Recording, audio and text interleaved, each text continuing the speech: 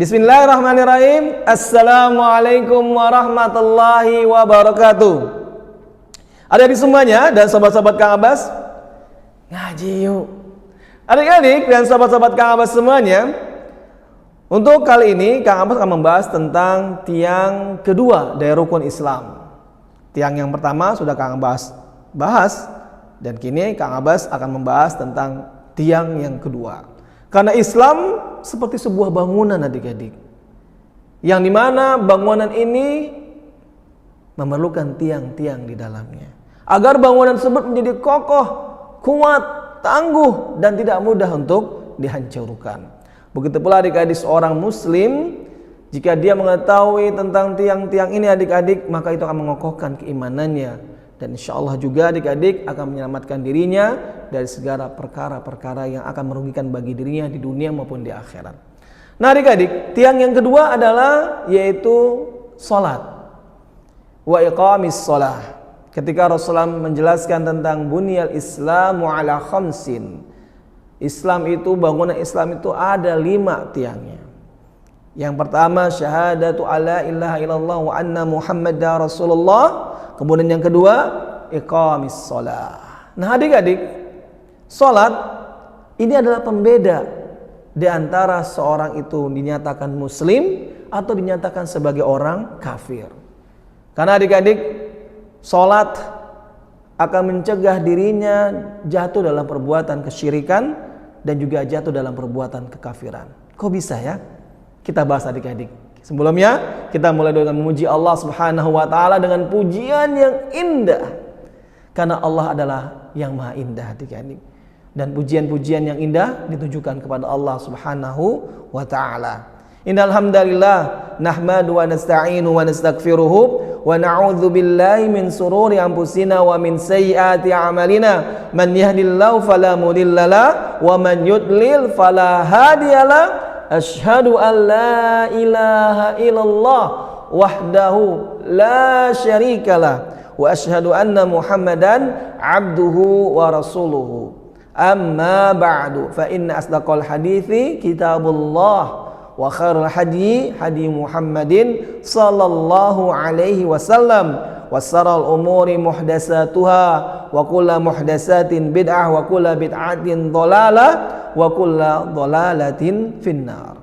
Adik-adik semuanya, tiang Islam yang kedua adalah mendirikan sholat, melaksanakan sholat, mengerjakan sholat.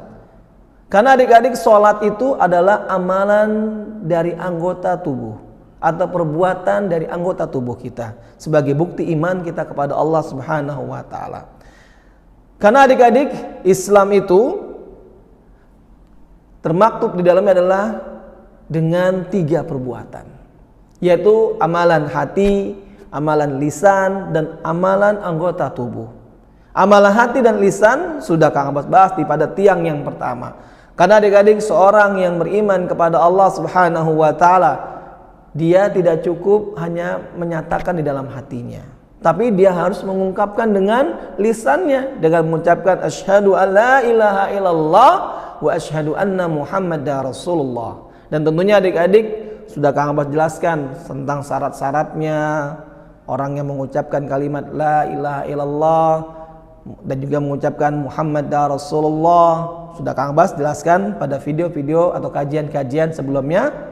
Dan adik-adik semuanya, begitu pula amalan yang ketiga adalah yaitu perbuatan anggota tubuh. Salah satunya adalah adik-adik yaitu dengan sholat. Sholat adalah amalan anggota tubuh adik-adik. Dan sholat ini adalah amalan anggota tubuh yang paling luar biasa, paling utama adik-adik, paling utama.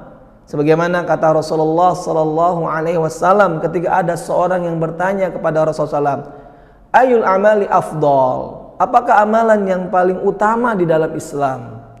Kemudian kata Rasulullah menjawabnya, as-salatu liwaqtiha, sholat pada waktunya.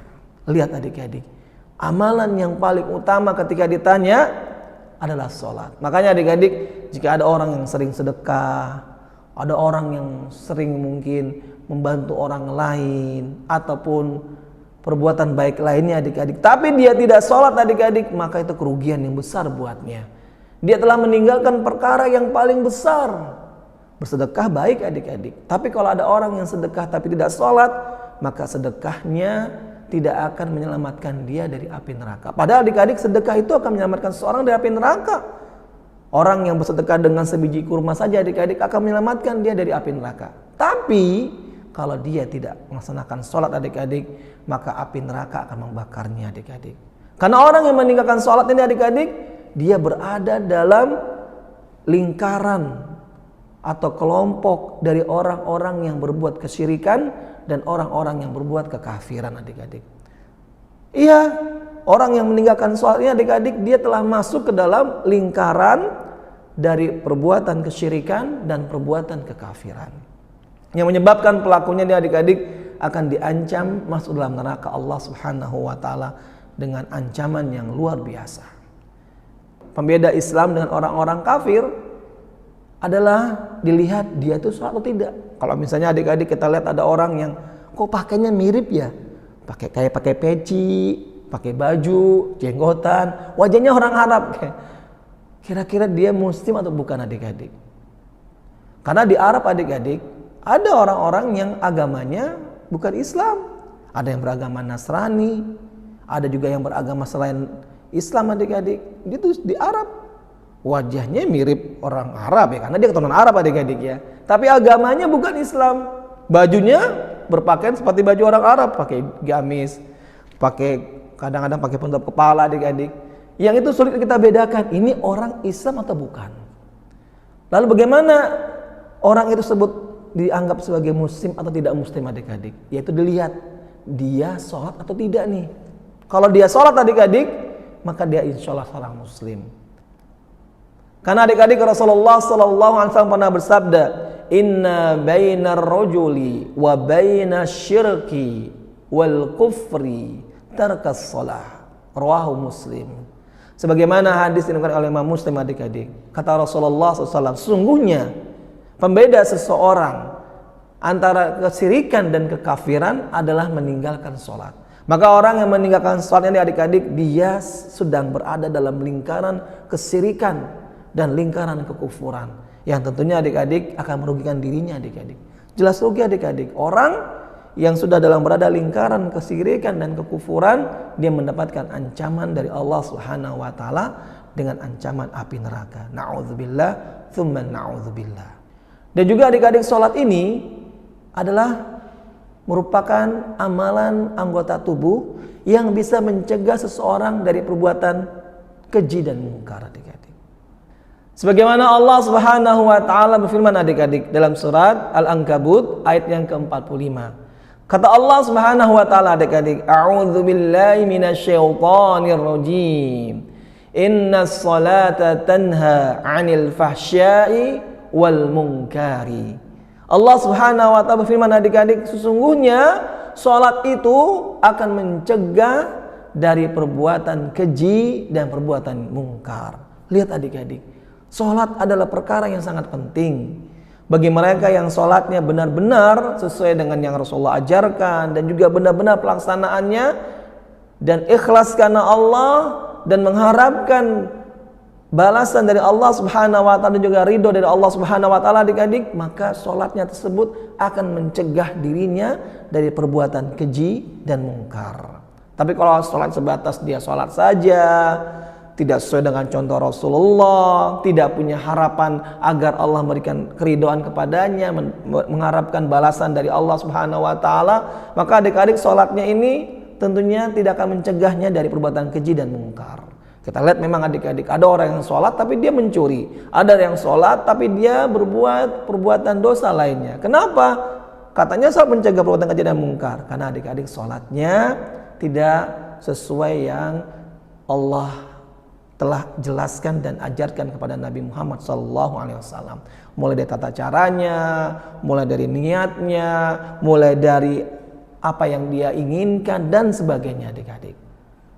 Sampai-sampai adik-adik, orang kalau dia lupa sholatnya adik-adik, misalnya tertidur, tiba-tiba pas bangun, aku belum sholat nih, gitu adik-adik ya.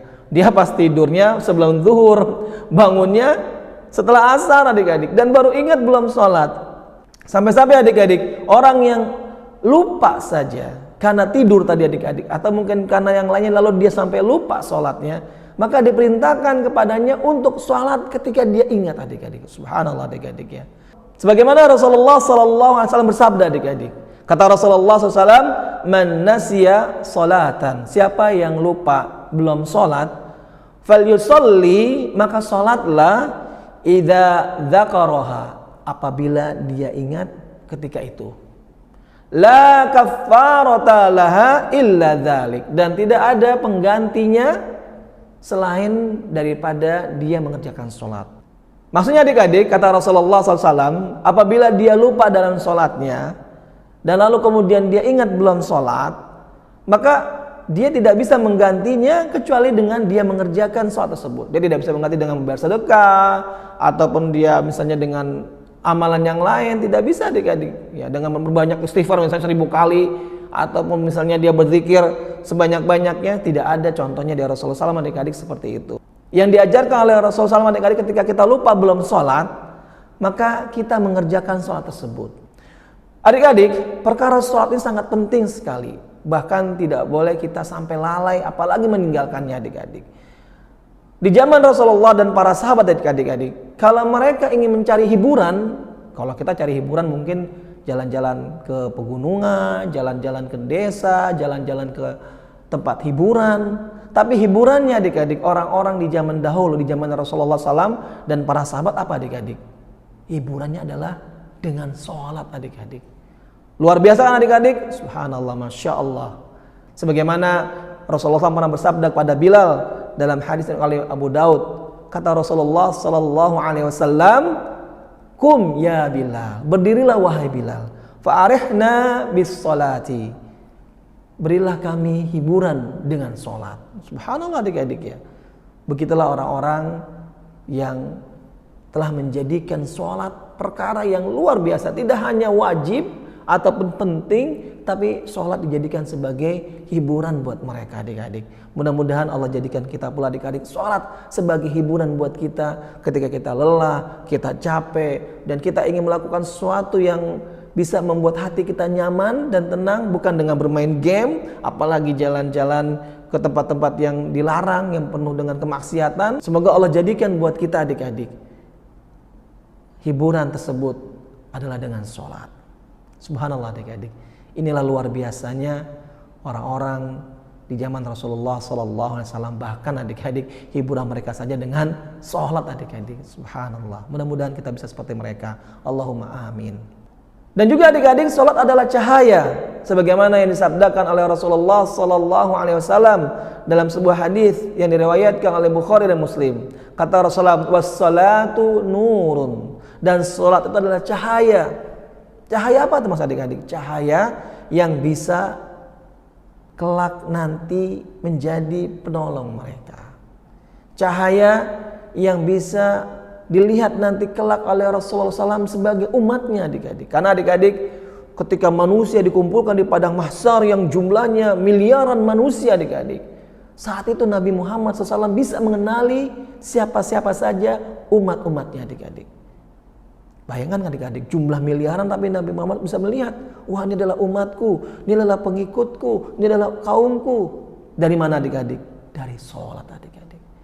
Karena adik-adik ketika dia sholat, dia berwudu, dan wudunya tersebut adik-adik memancarkan cahaya, yang kemudian cahaya tersebut bisa dilihat oleh Nabi Muhammad SAW. Maka ketika nampak cahaya tersebut, Nabi Muhammad SAW mengenali bahwasannya mereka adalah umatnya, kaumnya adik-adik. Sehingga kemudian Nabi Muhammad SAW berdoa dan memohon pertolongan kepada Allah Subhanahu wa Ta'ala untuk mereka semuanya. Subhanallah adik-adik.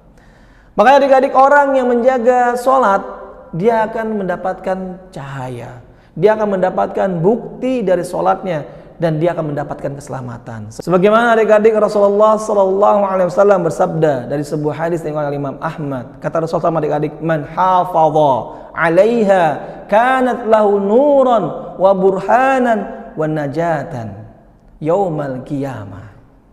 Kata Rasulullah adik-adik, siapa saja yang menjaga sholatnya, maka baginya dia akan mendapatkan cahaya, dia akan mendapatkan bukti, dan dia pula akan mendapatkan keselamatan pada hari kiamat.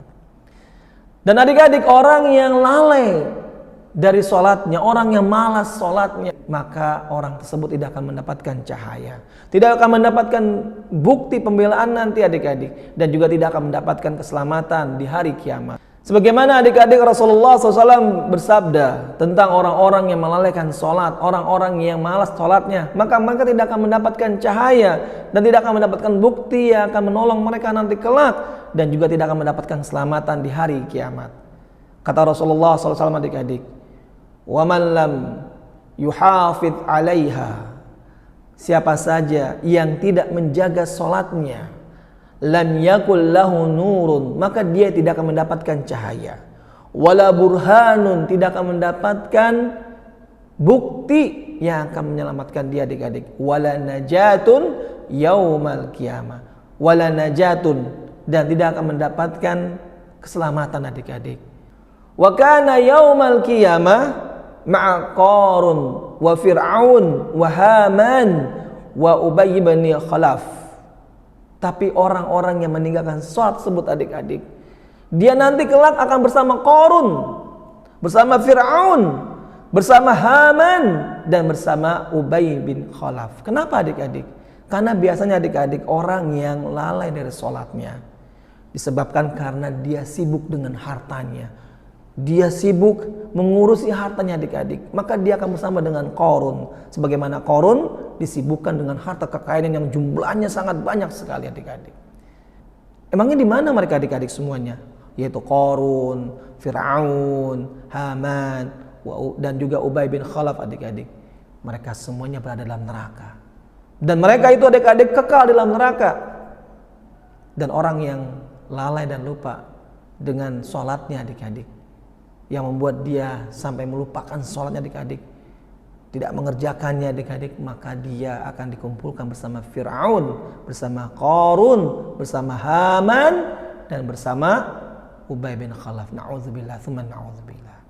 Itu saja adik-adik yang bisa Kang Abbas sampaikan. Mudah-mudahan bermanfaat buat Kang Abbas tentunya, buat adik-adik, buat sobat-sobat semuanya, dan juga buat yang mendengarkannya. Dan Kang Abbas mohon maaf jika ada kata-kata yang salah dan keliru. Kang Abbas tutup dengan doa kafatul majelis. Subhanaka Allahumma wa bihamdika asyhadu an la ilaha illa anta astaghfiruka wa atubu ilaik. Wassalamualaikum warahmatullahi wabarakatuh.